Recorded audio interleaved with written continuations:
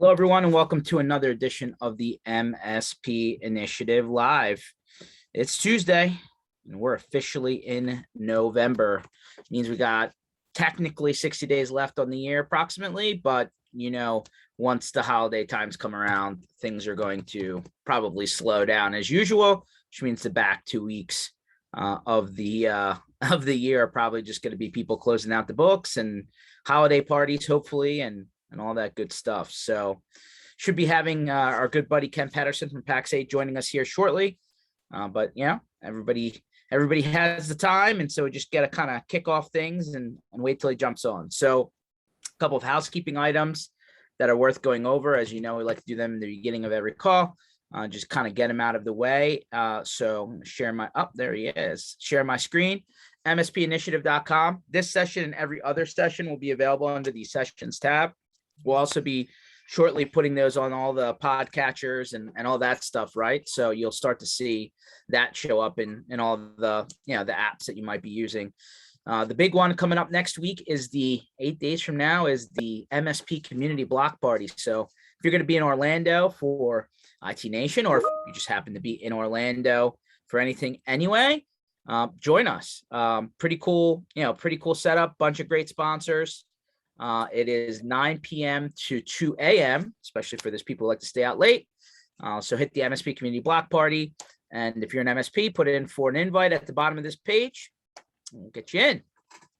And lastly is our monthly giveaways, which I think we're just about to wrap up. So if you haven't already put your name in there, shoot over to the giveaway page, throw in your name.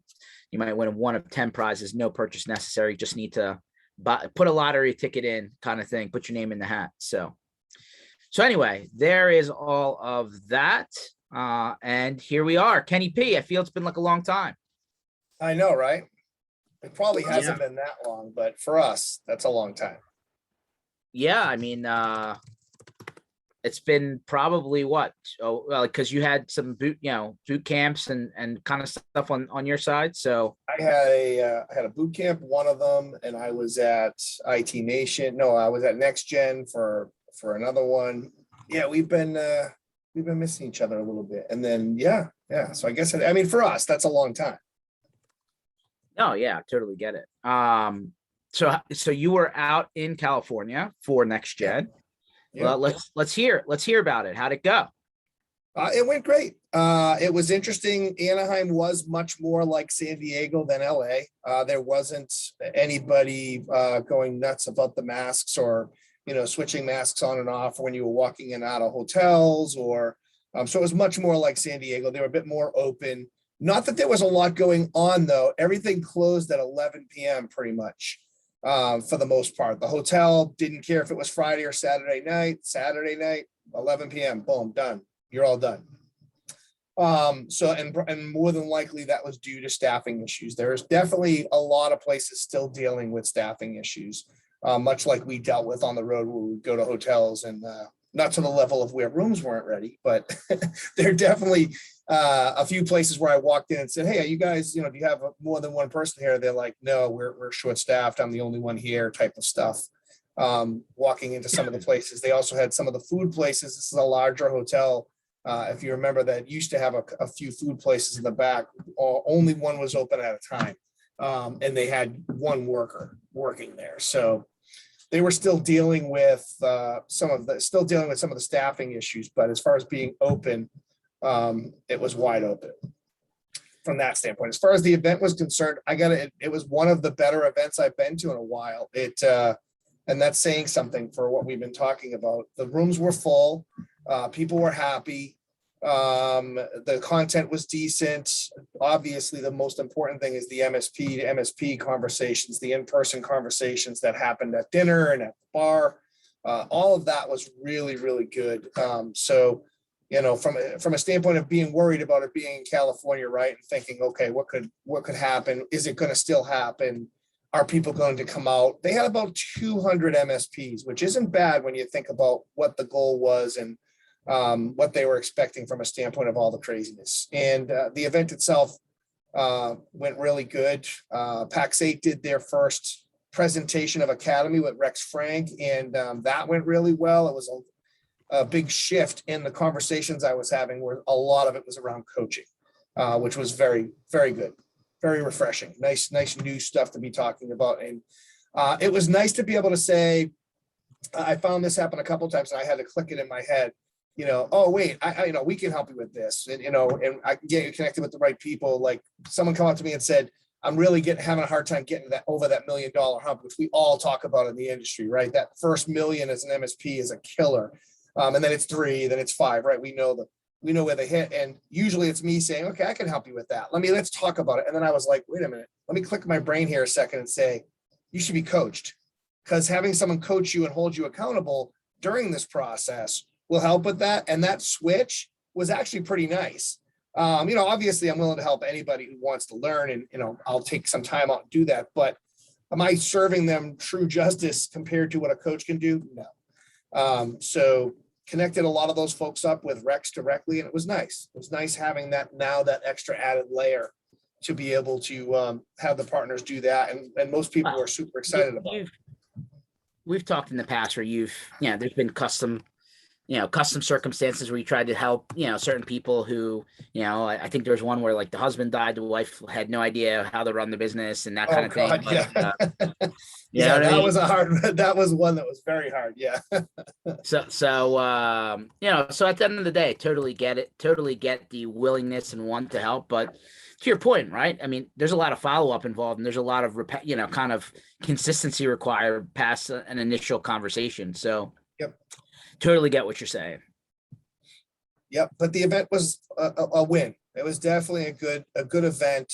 And it just, there were a lot of new vendors there. So that was a little different. There were some new players in the room that did okay. I don't think with the shortened bar time, it was a little different, me coming into that and walking in and seeing basically an empty bar at 11 o'clock at night was interesting, because that's where a lot of those conversations happen. So if I went out to, took a group out to dinner and came back there, it wasn't the same. It wasn't like I got to talk to another 20, 30 people. It was shut down. Yeah, no, totally get it.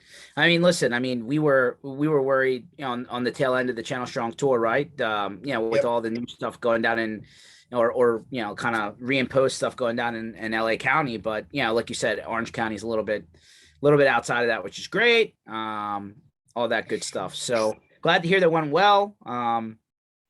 Ultimately, right, we're coming into like the tail end here, right? I think next week is probably going to be the last kind of big thing that happens between now and the end of the year, right? I mean, you got Orlando week, right? And then after that, it's pretty much Thanksgiving, holidays, figure out what you can get done for the end of the year, if you can actually get the equipment to finish your projects. Yeah.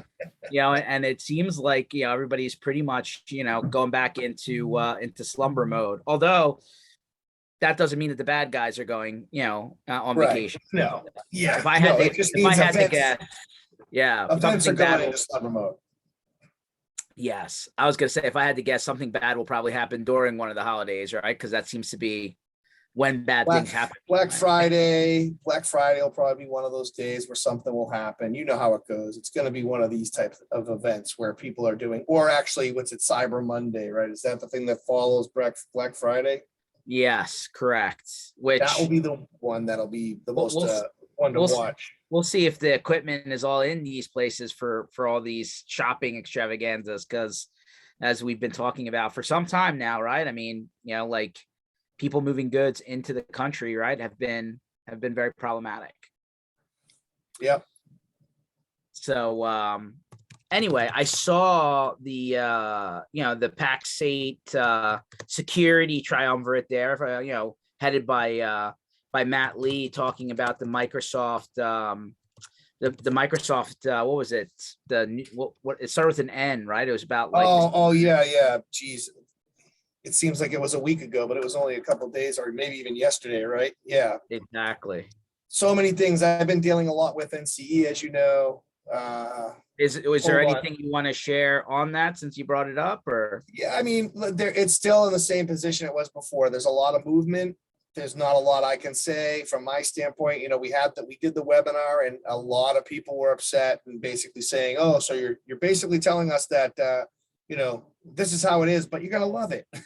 And I got what people are saying. I get that, but we have a lot of time between now and March. And I just believe that there's a lot of work being done. I don't know if you noticed, did you see that, that Dan and Nathan and another gentleman are putting together an MSP roundtable called the MSP, the Microsoft Partners Roundtable. Wow, That's, yeah, let me see if I can find that real quick. I think that's super important for everybody to have. So let me see if I can find that real quick here. Here it is. Let's see. Partner Roundtable, Microsoft New Commerce Experience. I think this is something that everybody should check out. Let me see if I can just put it in here for you, George, to share out. Copy. Am I allowed to chat with you? I think so. Oh, here, I'll put it to everybody. This is only hosts and panelists. I'll put this to everyone. Here we go. Sure. So here's the link. I think it's, if you want to just sit and listen, it's something that's going to be really good, to get that. But I also believe that this group will add on to what you've already started, George. You and Bobby have already started with that type of stuff. So the more people you get involved with in combining these things, the better off. But this was created by Sherman Crancer. And then I know Dan and Nathan you want me to, I can go wide with this if you want. Yeah. I think everybody should have a chance to check this out and talk about it, right? I mean, this is it's called The Voice of the Microsoft Partner, the Crancer Group. Right now, there's 107 people attending. Just got started. So that's good. The more people that learn about this and can, have a voice, I think the better off it'll be. There's the link right there, guys. So definitely hit it. And yeah, I mean, definitely need to put a spotlight on this kind of stuff, right? Because I mean, unless there's a shift change, it's coming. Yeah, exactly. But what's funny is, again, not to go two ends of the spectrum here. This is the link I had ready to go. Microsoft warns billions with a B of passwords have been hacked. I did see that. I did see that one. So yeah, not good. It's not going to stop. I mean, it's again, we talk about it all the time. Password management is huge. It's still huge. If you get a password manager that can change those passwords, make them more difficult and all of that, it's a big win. Yeah. So like this article from the Sun UK publication says, hey, there's an app called Password Checkup. And it'll actually search to see if your password has been breached, right? Kind of like a dark web thing. So, and there's other products out there that do this. But, yeah, well, you can just have I been pwned? Yeah. Have I been pwned is the big one that I always tell people, go to it, but be prepared. Your name will be on there. You're gonna see something on there. Yeah. So it's time, guys. I mean, everyone seems to have been hit at one point or another. And so Microsoft, as part of this, I think they announced that you can do Microsoft Azure P2 for up to 25 users for free. Is that right? For a year or something like that? I think so. Yeah. Can't confirm or deny, but I think you're right. And the thing you were talking about that Dom and Matt was doing was Nobelium. That's what it's called. Yep. Yeah.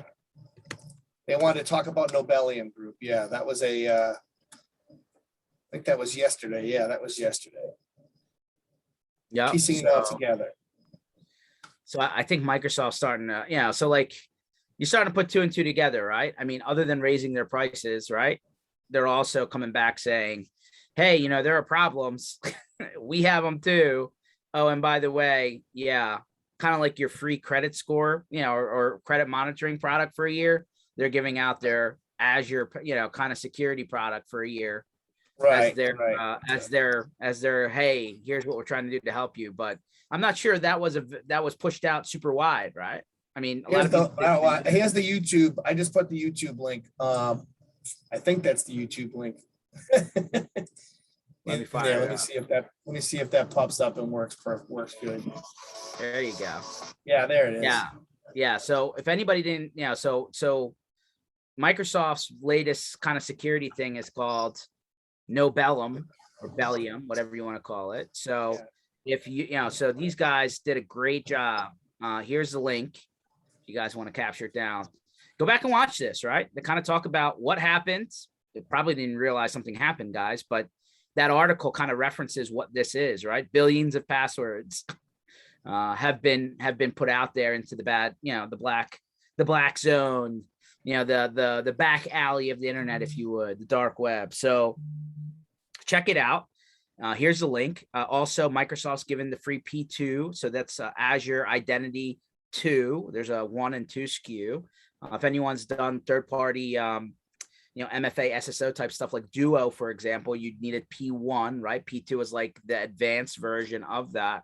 Yeah, it's pretty big news. And quite frankly, it just boggles my mind, Ken, that that's not really out there in a larger way. Yeah. I think there's so much going on. Everybody's dealing with so much that they're just trying to concentrate. I talked to somebody yesterday and they were still working on their SIM, but interesting line they said to me was what they picked up from Matt Lee on the community chat was the solution that you pick for SIM right now is not going to be the solution you have forever because it's constantly changing and there's a lot. So just make sure that you're picking a SIM and based on what your needs are and working that whole out. So he was just talking to me about, of course, NCE, but then also said, I'm looking to pick out a SIM and I'm getting very close. I have it narrowed down to a couple. I'm just using Matt's thought process of, I can't go crazy trying to figure out the SIM that's going to do it all from now and forever. I got to find what's going to help me right now so I can get started. Yeah, I think I just think that there's a lot of things that we don't know, right? That are right.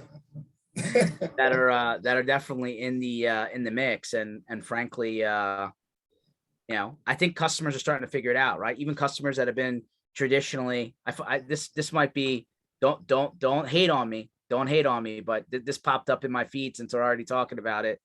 And it's topical, so I'm putting it out there. But our friends over at Kaseya playing with fire if the MSP can't get their customer to pay for security.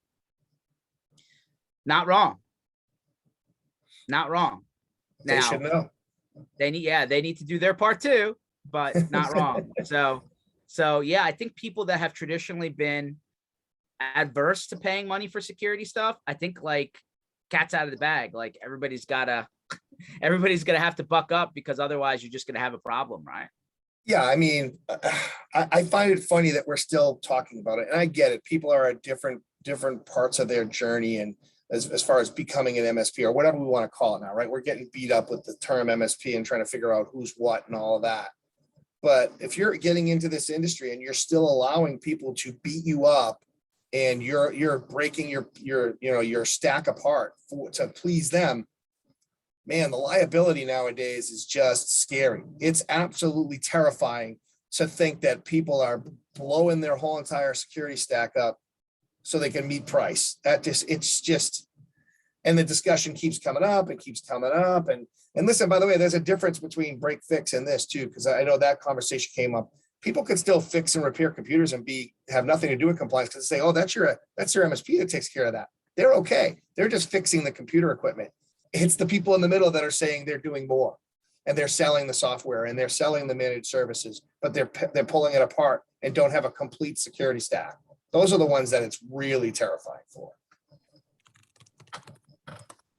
Yeah, I mean, and the other problem is, I mean, there's just a lot of I read a Jay McBain article recently, although he has a lot of them, saying that Microsoft, one of Microsoft's larger growing partner identifying segment is called non-transacting Microsoft partners, right? And if this NCE thing doesn't flip the other way, I think that that's going to be even more because people don't want to be in the middle of the billing transaction if they're going to get stuck holding the bag if somebody doesn't pay the bill and then Microsoft comes to collect, right? So true. There's a large thought out there, Ken, and we've brushed on it a couple of times, but I'm bringing it up again now because it's topical, where people are going to go back to just like a consulting best effort model, right? Instead of we hold the bag for you, we're the IT department, shoot your bazooka over here model, because there's too many unknowns. Yeah. There's just too many. You just don't know when the next shoe's going to drop. And why are you getting hit for something that ultimately is a malicious guy trying to, like, I love the analogy, right? It's like, hey, when somebody goes to try and rob a bank, you don't say, oh, it's okay. Don't do that again. Don't do that. Don't try again. Yeah. Right, right. No. Like, you arrest them, they go to jail. Like, but these people who are doing these cyber, password, and malicious and identity theft and all this stuff, they're coming from other countries. They're coming from places you can't even track them. And like, there doesn't seem to be any accountability other than the person who's actually trying to help you with getting your stuff together. And I feel like that's not productive, right? I said it when I mentioned that Congress seems to be trying to put forth bills to move the liability back to the people that get breached. And it's like, they didn't want to get breached. They didn't intentionally, leave their windows and doors open to get breached. They got breached because the bad guys are smarter. And so Right. I feel like, kind of wrapping the whole thought together, what happens when, somebody who's really been invested this whole time trying to do the whole all-in stack comes back to you and says, no, I'm gonna go the other way. I'm gonna go back to consulting. Pay me for my time. Let's do a reoccurring labor agreement, but I'll hook you up with whoever you got to be hooked up, but I don't want to be in the middle of the transaction. Do you think that's something that could catch some fire? I mean, of course it could. It's just a matter of, there's a whole bunch of ifs in the middle of all of this, right?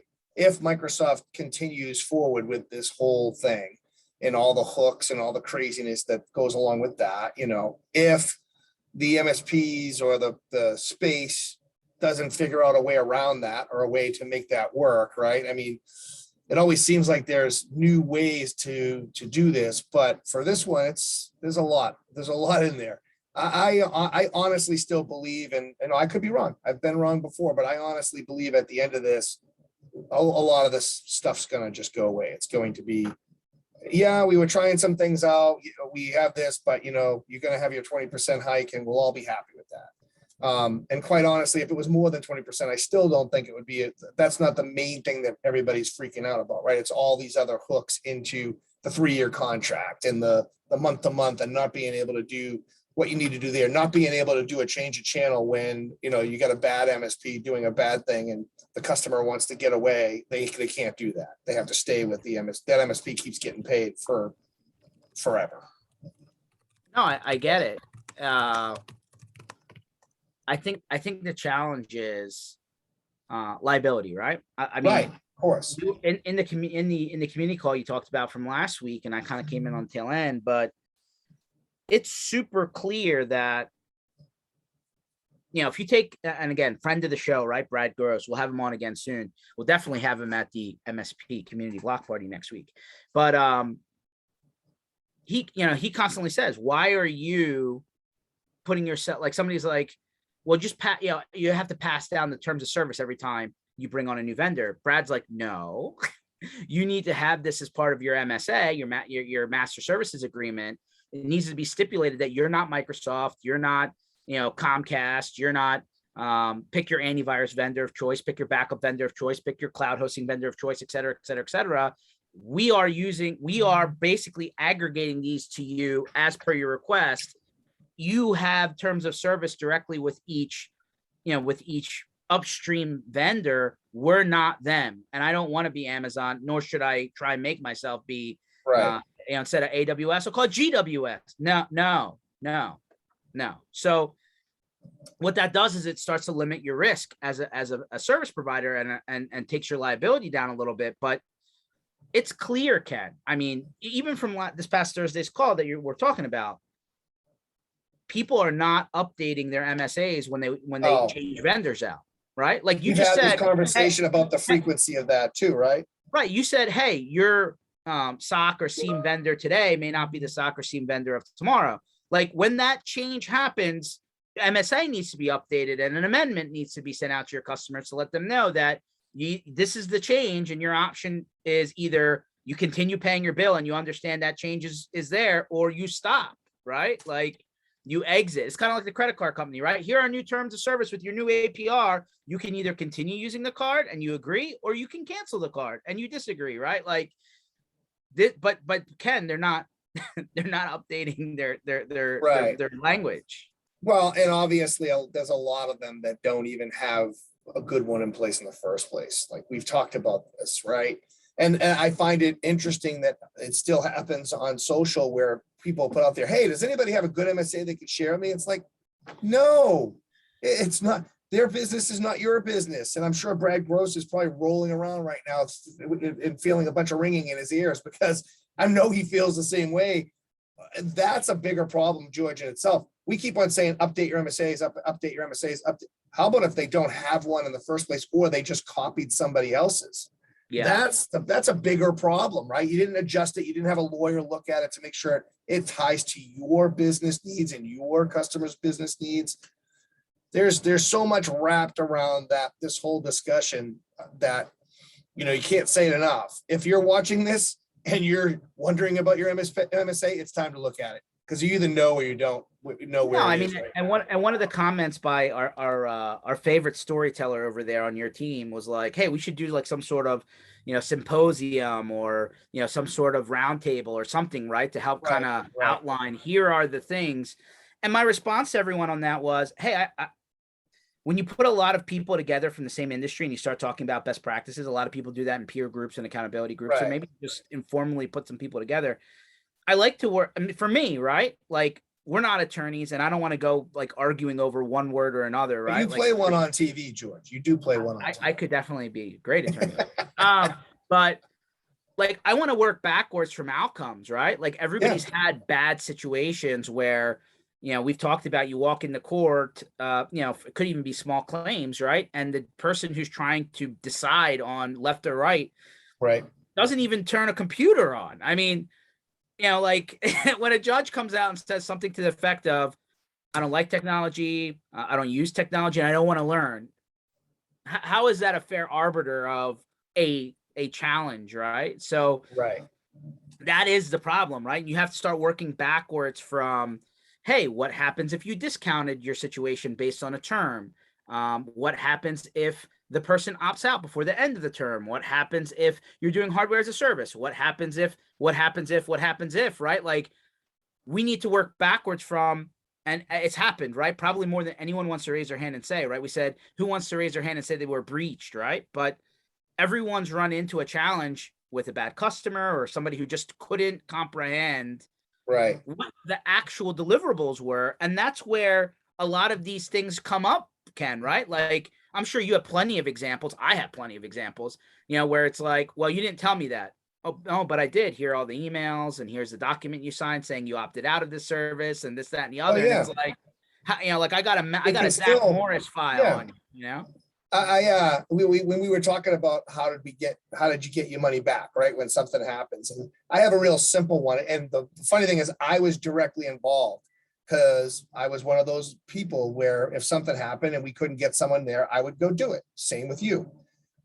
So we had this bakery, pretty well-known bakery, and or they cooked for the bakeries, and they were down.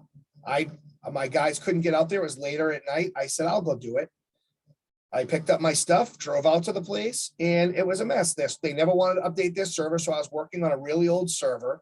I had to pull some MacGyver crazy stuff on the server. I literally had a fan on the server with the server opened, getting things to the point where at least I can get stuff off of this server and get them running. I was there till probably 3 or 4 o'clock in the morning, but they were running while I was doing this because I kept the processor cool enough while I was doing this, and then waited for an open hour to make some stuff work so they could get to something else on a workstation, get them running. I mean, I killed myself to make this work. There wasn't a penny of that wasn't earned. And I charged regular rate, not my, me being out there type of rate or anything crazy. And it was a couple $1,000s, whatever it was by the end of it all, equipment and everything, whatever, $3,000-4,000. And the guy refused to pay. And, I literally witnessed it myself. It wasn't like one of my guys were telling me the story. I had witnessed the whole entire thing, went through the process, got them running, saved. You would think they would be hugging and kissing me. This guy doesn't want to pay the bill. And we had to do the same thing. We were going back and forth. Luckily for us, I got a real bulldog lawyer who found a way, because the guy ended up saying, well, we're going bankrupt, and tried to throw my stuff under his bankruptcy. So probably a mistake on his part because he had a couple of FJs that my lawyer attached everything to, and we got his FJs and sold them. And we got the money back, along with a few other credit people who got their money back. But the fact of the matter is, it was painful. We had to pay this guy to do his due diligence and catch up and make sure that the things were, everything had to be in order. So it wasn't like you made out for all that, you spend time doing all of that. Right. Yeah. And sometimes the outcome isn't as good as that. And at the same time, I was like, this isn't how I want it. I went and just did something for the guy. And then we had to go down this road of the guy walks out and missing his vehicles, right? Like, he put that on himself, but at the same time, all that time and energy that was lost, I probably barely broke even, really, with everything that was spent paying the lawyer, getting the stuff back. Yeah, we got the actual money back, but there was so much cost involved with that. How do you avoid that, right? How do you avoid those types of things? This is a hidden cost of being in business. And right, maybe, if we don't do it under a community call, and PAC8 doesn't have enough time to take it on because you guys are doing a lot of good content across everything that you guys are doing. Maybe we'll do it under MSP Initiative, right? And we'll create a little, kind of forum around it. But like, definitely, you can either learn the hard way, or you can learn from everybody else's hard way and be proactive, right? And sometimes you need to hear the real world, story rather than the hypothetical. And I think that's almost like us trying to talk to an end customer saying, you really can't, just use passwords anymore. You need to turn this, right. And they're like, oh, that's never going to happen to me until it does. And then all of a sudden frantic. Right. So, definitely worth, going backwards from, hey, like, what if a customer, and this was an example we said in the call, like, what if a customer got a discount because they signed a longer term? Let's say instead of a 1 year or a month to month, they did a 3-year term and they got a break, and then they canceled prior to the 3-year term. Just by having a little grid in your contract, it'll say, hey, well, this was the discount you got based on this term or this term or this term, and now you're going to retroactively pay the difference of what you should have paid versus what you did pay because you got a discount, right? Like, just something as simple as that could ultimately help you. And then it's not about having somebody who doesn't understand technology make a decision on something that they're clueless about. Yeah. Which fortunately is the majority of people out there. I'm not knocking anyone, but like, right. No, they have their job is something else. Right. But they can understand terms of service, and they can surely understand. George, your grid, I love your grid idea. That's actually that's like spoon feeding it to them. Oh, by the way, if you pull out at month 11, your payment's going to be this, right? That's your out. Then there's no question. They're not behind the scenes saying, hey, we just pull out and we'll have to figure this all out. No, they have that chart right in front of them. They're going to see it. Oh, crap.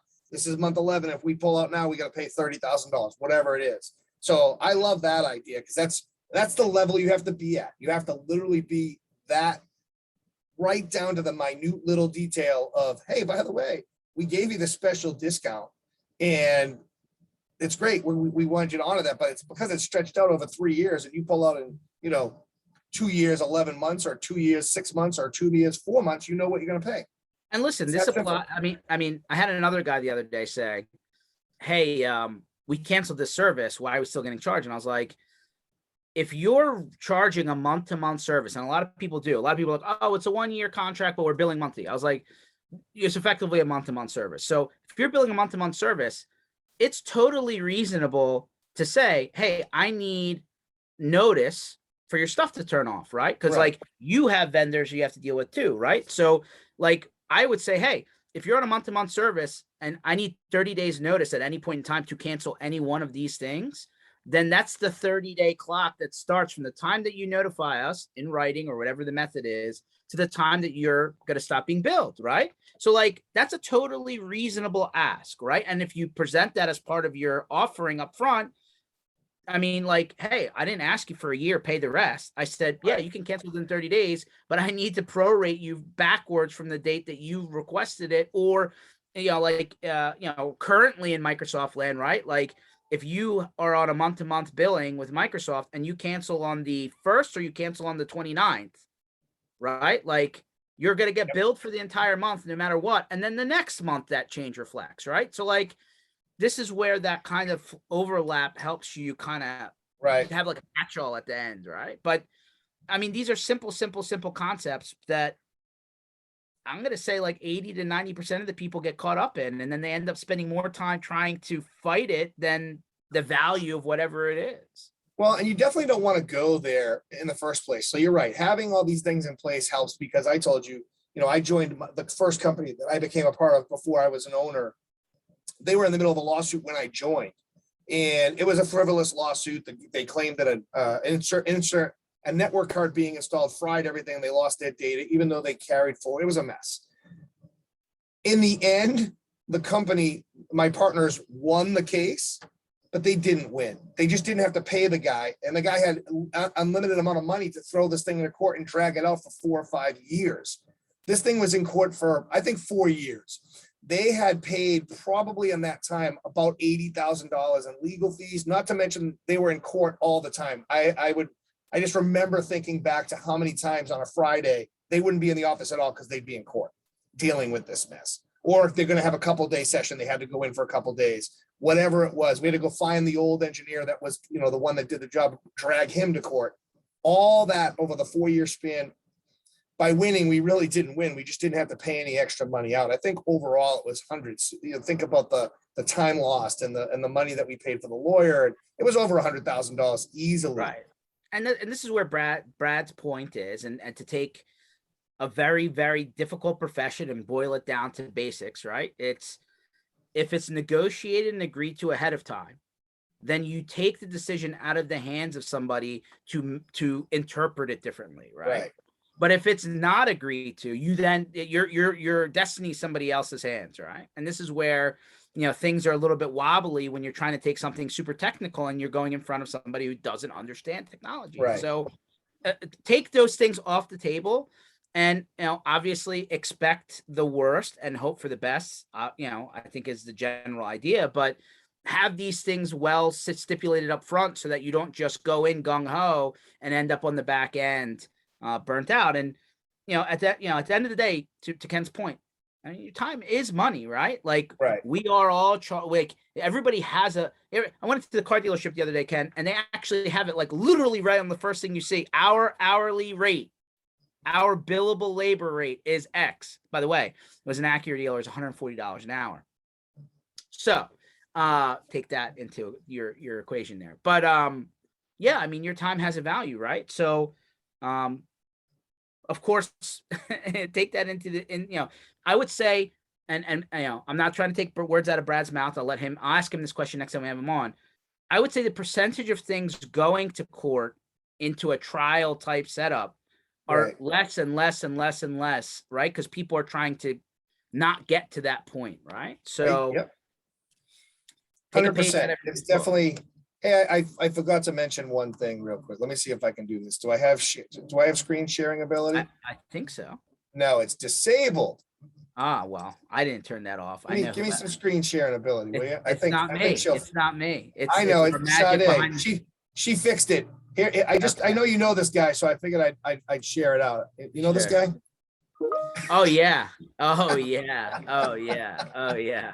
I know that guy. And look behind me. Look who's behind me.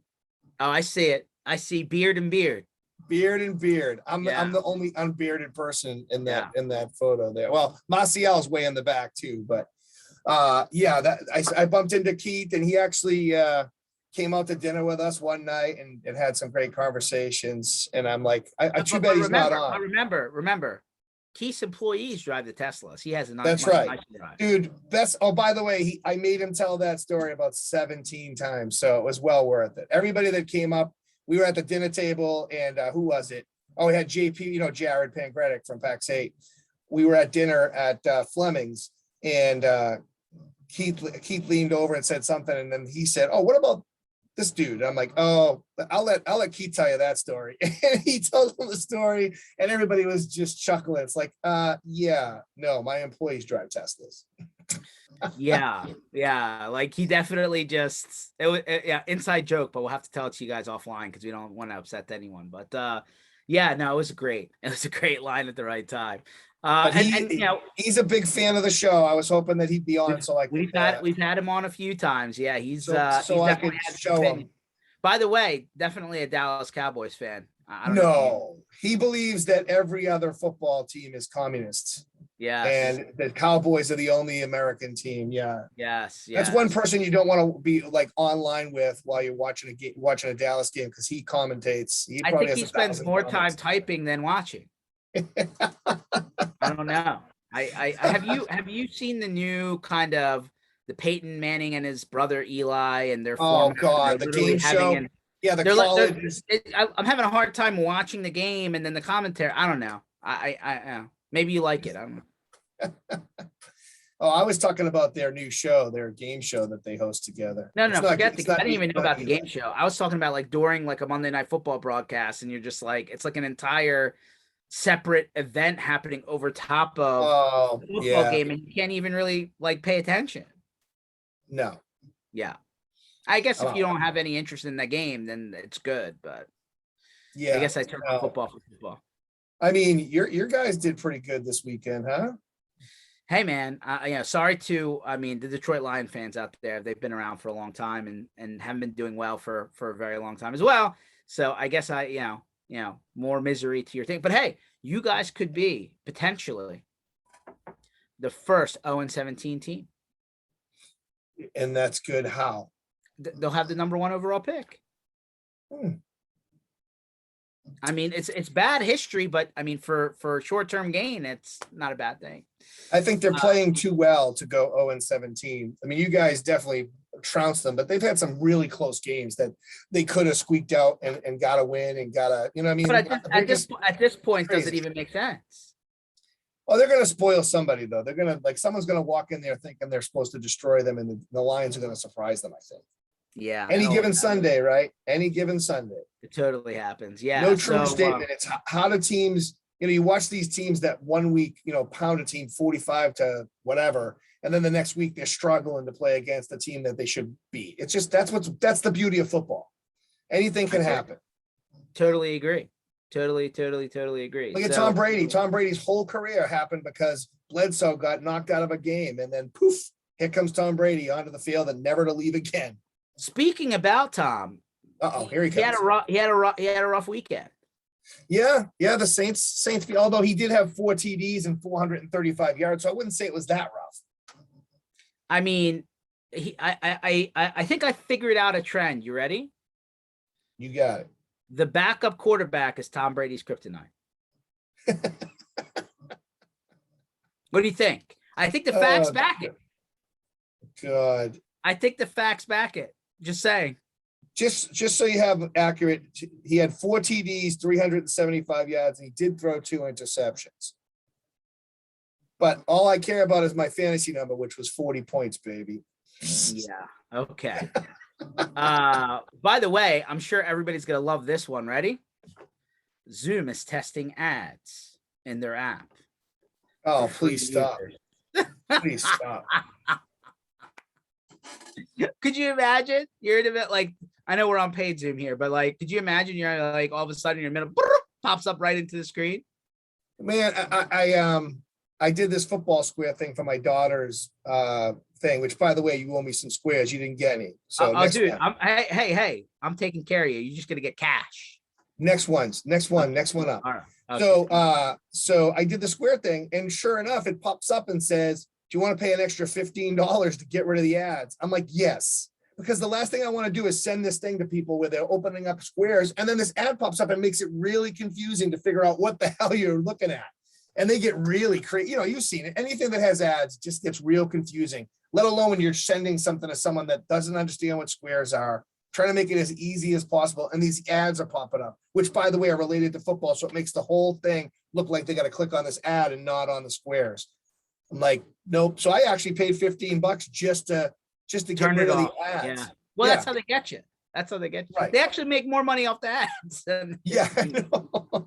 Well, the worst part is I don't think they vet the ads. Like, look at Facebook and the ads on Facebook. 90% of them are garbage. And it's like, you wouldn't know if something pops up and says, hey, George, I actually got one. I did get caught by one of them. It was the dual screen thing. Remember that? The thing that could slide on your laptop? I saw it. Yeah. And I was like, okay, I'm going to get that for my kids because they were both in college. They both wanted to have more screens to do the work. I ordered 2 of them. You know what they sent me? Yeah, They like sent an me empty thing. It was like a it's screen, wallet. it was a screen magnifier. Stupid thing. And I'm like, wow, like, holy crap. And it was in China, so you couldn't, there was the chances of returning it were not good. All this other stuff. Luckily, I did it through, it ended up going through Amazon because I saw it on there and I went to Amazon. Amazon did give me my money back and I got to keep the little stupid magnifiers, but that's what you're going to get with those ads on Facebook. They're never accurate. No, it's all a scam to get your credit card number, I think. Yeah. I walked into a Best Buy yesterday, and the first thing I saw, I mean, the Acura dealer, I showed you the labor rate.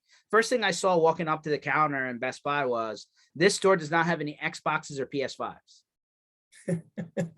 And then, like, I'm running through my feeds for the show, and I'm seeing Nintendo's having, business problems because they can't manufacture their Switch gear fast enough because of the chip shortage.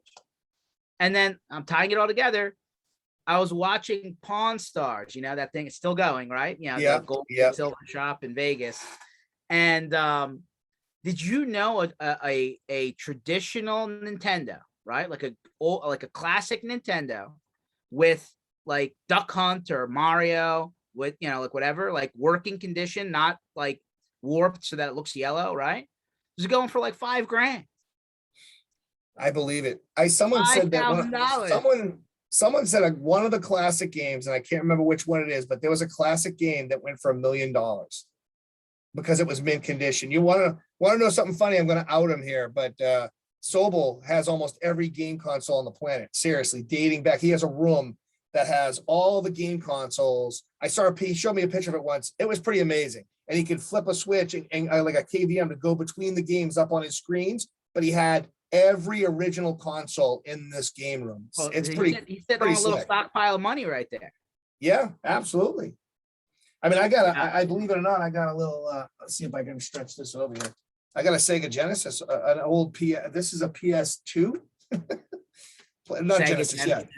Sega Genesis. This is a PS2 that I keep around for an old game that I don't play video games at all, just one set of old hockey games, and it sits on a TV to the side, and every now and again I'll pop over there and it'll blow up and I'll get mad, and because it shuts down or whatever. I remember the old NBA Jam. Oh man, he's on fire. Oh yeah. Yeah, there were some what was the NFL one where you're playing like in an alley? There was a football one. You're playing like in an alley. Oh yeah, God. I know what you're talking about. Yeah, that was the one my kids and I would play. We would like go away, we'd take it with us, and we would just play that. And yeah, it was pretty cool. Yeah. Well, interesting. Funny, on the other feed, going on here, Apple discontinues pretty much all the Beats products. So they bought that from Dre, right? Right. And then discontinues it. They're Power Beats, Beats Solo, Beats Pro, BTP. I mean, they're basically shutting down the whole line almost. Oh, wait. And I got something here that now I could utilize even more than I could before. Here we go. Not sure if I'm showing off my legs here. All right, there we go. So somebody got me this. I went to some event and I got this. I know where that came from. Hey, my Surface came in. Oh no! A year later? What? Hold on. What came faster? The jerseys that I owed you, or the Surface? I'm gonna say the Surface. It wasn't a year. The jerseys took longer, but there you go. Okay, there it is. So I got the latest and greatest. I just gotta set it up and start putting this stuff on it. I got a Surface docking station. Not dock, they're not called docking stations anymore. What the hell are they called? Just whatever. No, they're called Surface docks, but yeah. Yeah, it's still a Surface dock. Oh yeah, it does say that. So I got one of those. So I'm gonna take out my Dell docking station and take out my Dell with the battery. That Dell has some mileage. I mean, it's in trouble. Well, they did pull the battery, so it's not swelling open anymore. That was the thing that was causing the front to pop open. The battery was swelling. So they took that out. So I have no battery. So the other day I was installing Nests upstairs, changing out my thermostats, and I had to click the breaker. And of course my breaker is not labeled. I don't know what's what. So I had to flick a bunch of breakers. I powered this down, usually not a problem because my laptop has a battery in it. Went right down hard. I'm like, oh crap. Yeah. But it did also remind me I'm gonna go get I gotta get UPS for my system here, even though the battery, the thing will have a battery in it for all my stuff. So I can still do stuff if I need to, but then also for my pump that's down here, I have a pump with a French drain for water, and the rain that we had recently was crazy. So if I ever lost power, my basement would be filled with water because that pump does all that work. I keep on telling the other half, natural gas powered generator. Yeah, you can do it right from the house. You can have the gas that comes to your house feed the generator. Yeah, that's what I've been saying the whole time. And she's the people next door to me. The power house never next goes door to out. me, I'm like, yeah. The house next door to me is a mansion. They built this man. You saw it. The mansion they built on the hill behind me, right behind me. Took out half my view of Boston, by the way.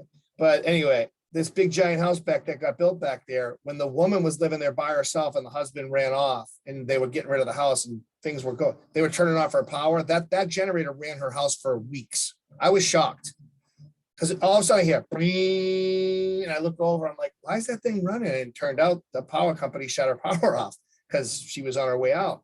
That ran that house for at least a week and a half. I was shocked how long that could run it for what they had. And she didn't have the gas feed. She had propane. Wow.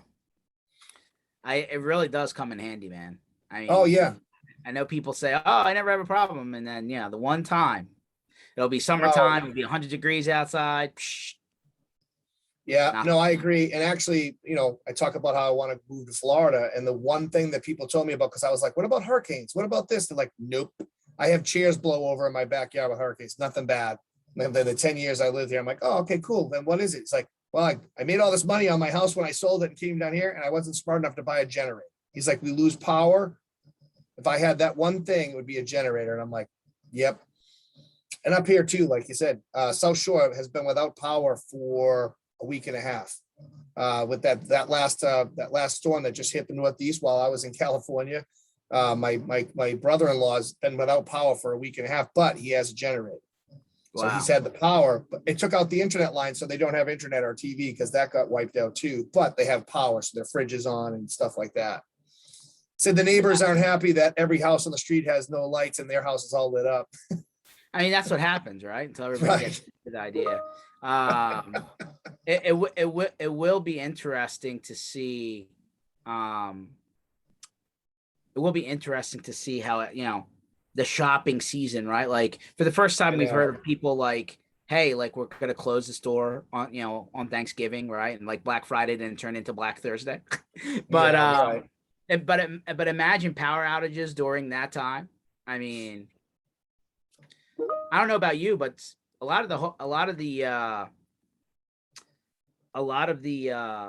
like I have the local mall to me went bankrupt. I mean, like the mall. We had the local movie theater to us went bankrupt. Now it's owned by Amazon. Amazon had something to go bankrupt. Is that possible? No, Amazon bought it. Yeah, got it. The movie theater went out of business. Yeah, it was a giant theater. They had 24 screens. I mean, it was huge, and went out of business during COVID. Sat there empty for a while, and then Amazon rolled in and took over, turned it into a distribution center. Wow. Well, I still think the movie. I know a lot of things are being kind of simul released, online on the apps and in the movie theater. You still can't. I'm not trying to be nostalgic. You're not gonna. I don't care what you have at home. You're not gonna watch the Avengers on your TV. I'd rather see those two movies on a big screen with the sound and the everything. Just either IMAX or a really good 3D experience. I'm still behind. I didn't see the new Bond. I didn't see the I don't know, Ghostbusters, I think is coming out next week. Yeah, that's not out yet though. Well, did you see Black Widow? I saw Black Widow. Yeah, I just saw it recently I saw it on the plane on the way down. I know Eternals. I don't know if it's good or all, but Eternals is coming out. I haven't seen Eternals yet. It's already out. Okay, so that's out. I mean, there's a lot of good movies, man. Yeah, there is a few, and some of them you can watch on HBO. Some of them you can't. Some of them are theaters only. Yeah, so like HBO, they do the simul. Like they're doing that with Matrix. They're releasing Matrix on the app and in the movie theater. They said, and I was like, still might go to the movie theater even though I have that. Yeah, I agree. I would definitely miss the movie theater experience if they tried pulling that away. I just can't see it. I mean, think about this: drive-ins went away, and then they brought them back because of the experience. Oh, dude, I got 2 drive-ins by me. Yeah, It's legit. Yeah, And we they're have not one new ones, they're here. the We original have one. we have one here up north that you sit in old cars, so that you don't have to bring your own Now car in. that's cool. You sit in old like 50s, 57 Chevys and Corvettes and all that stuff, and they feed you. They bring you food, so you can basically it's a diner and driving. Well, that's how they make their money, right? Right, of course. 100%. The drive-in experience is actually pretty cool. I actually have two by me that were original drive-ins and never shut down. So, Oh, really? yeah, they're still going strong. So, The one that we had here is now a mall. Interestingly enough. well, I mean, during COVID, I mean, they were outside, right? So, Right. but I mean, I'm just saying, like, when I say they never shut down, I'm talking about from like back when they started. No, I get it. That's what I'm saying. That's crazy. That's crazy that they stayed all the way through, because most places they got shut down. And even here, I told you, a famous Chinese food restaurant here on the main road during COVID put those big shipping containers, 3 of them on top of each other, and put a screen on it and had people watch from outside the Those Chinese shipping- food restaurant. Those shipping containers are at a premium now, man. I know, right? They may sell them back. I know. I've been rewatching The Wire, and I remember the shipping containers on that. Dude. Yeah. Such a great series. I mean, after they did the prequel till Sopranos, I almost was like, should I go back and rewatch it? I was like, nah. I rewatch. I still watch it. It was on while we were in where the hell were we? Oh, when Darren stayed. Yeah, it's a huge commitment. Yeah. Well, it's like, I mean, I watched Game of Thrones 4 times, probably 5 times. Well, I'm gonna put myself out there. I have not watched it one time. You gotta watch it. The first season's so bad. Dude, I'm gonna tell you right now, I'm not saying bad, but it takes the first 3 seasons to get rolling. And then you're like, I'm telling you, but it's worth it. Here's the thing. You got to watch it understanding that it's not a real thing. It's a different time. So you got to get past all the crazy killing and the way that they do things, but you get an understanding of it. And then when you roll up into 3rd, 4th, 5th, you're like, holy shit, this is so good. You can't stop watching it. I'm telling you. I know. I listen, I've been browbeaten to the hilt, but I mean, listen, the first season isn't good. Did you watch the whole first season? You said you haven't watched I didn't even get through the whole first season. Because the end of the first season is the thing that pisses everybody off. But no, I got halfway through and I was like, this is garbage. I can't do it. Oh, it's like Dune. Did you watch the new Dune? That's another one that looks really good. By the way, they took all the same actors from a show that's on Apple TV and put them on there. You know, it's almost Batista and what's his name there? Yeah. Aquaman. Those guys are enemies on another show on Apple Plus, right? Okay. Yeah. No, like, listen, I watched it because everybody's like, oh, you gotta watch it. I was like, okay. And like, it took a good almost half a movie where I was just like, what is going on here? Like, I was like, it's just like, it took that long for it to like, kind of like, okay, I get it. And then like, by the time it started getting good, they're like, oh, there's the end of the movie. And I'm like, I don't know if I'd go back and watch this again.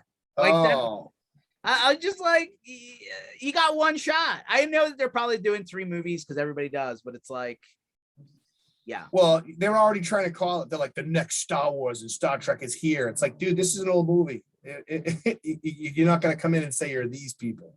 Yeah. No, I don't think so.